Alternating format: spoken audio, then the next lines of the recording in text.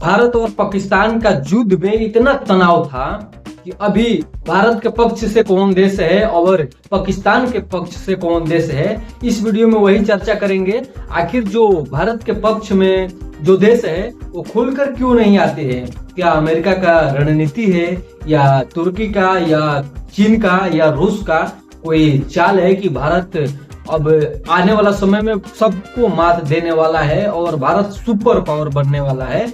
इसके डर से अमेरिका, चीन, रसिया और जापान, तुर्की सभी लोग मिलकर क्या पाकिस्तान को पक्ष हित में बात कर रहे हैं? आज उसी बारे में जानेंगे, तो आप लोग वीडियो में बने रहिएगा।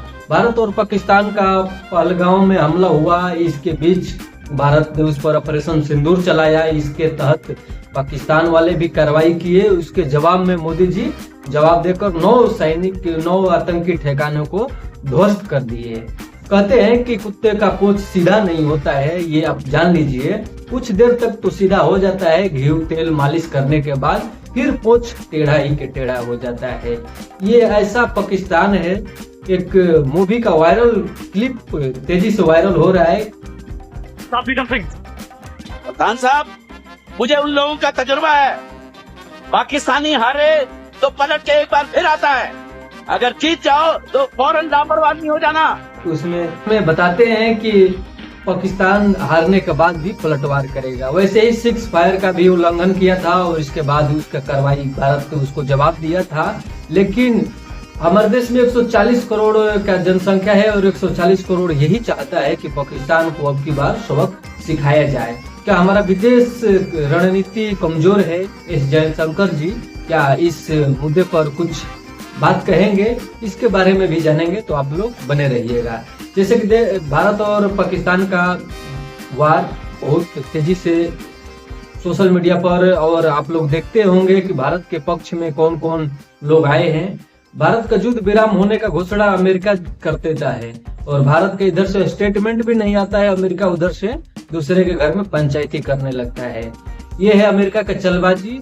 और जान लेते हैं कि पाकिस्तान का समर्थन में कौन कौन सा देश आए हैं। सबसे पहले नंबर पर तुर्की आया है, जो अपना तुर्की का 500 ड्रोन पाकिस्तान यूज किया भारत के खिलाफ और भारत को नुकसान पहुंचाने की रणनीति से तुर्की दिया था अपना 500 ड्रोन। लेकिन भारत का एयर डिफेंस सिस्टम उसको मार गिराता है और इसके बाद तुर्की खुलकर समर्थन कर रहा है पाकिस्तान का।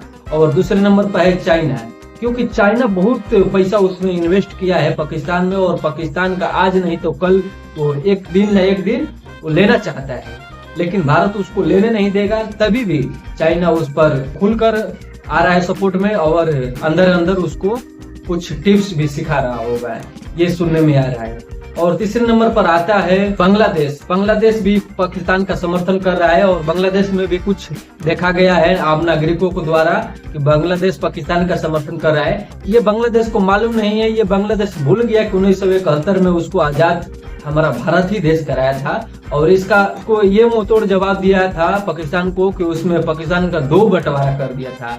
तब बांग्लादेश पैदा हुआ था। आज बांग्लादेश पाकिस्तान के पक्ष से बोल रहा है। ऐसे नमक हरामों के लिए आप क्या कहिएगा, बताइएगा। और चौथे नंबर पर IMF आता है चौथे नंबर पर, क्योंकि अभी 1 बिलियन से भी ज्यादा रुपए कर्जा दिया है पाकिस्तान को और पाकिस्तान को कर्जा इसलिए दिया है कि तुम जाकर भारत से युद्ध लड़ो।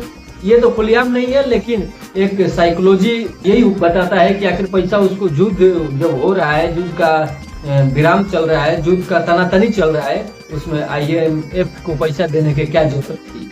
ये भी उसका एक भारत का दुश्मन वो भी होता है, अमेरिका दुश्मन होता है। अमेरिका भी युद्ध रुकवाता है। ईरान बोलता है कि भारत के गोदी मीडिया से हम परेशान हैं और उससे भारत से हम संपर्क में भारत के साथ नहीं आएंगे, पाकिस्तान के साथ में रहेंगे। बाकी ये है देश जो पाकिस्तान के साथ में रहना चाहता है और भारत का एक ही सच्चा दोस्त रसिया है, जो कि अभी अपना ही घरेलू युद्ध में फंसा हुआ है, यूक्रेन और रसिया वाला।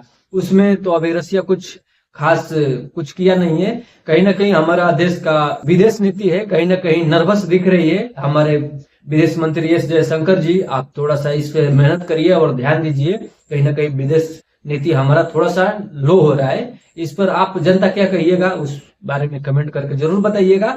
और चैनल पर नए हैं तो समर्थन करके सब्सक्राइब करके ज्यादा से ज्यादा शेयर करिएगा। धन्यवाद।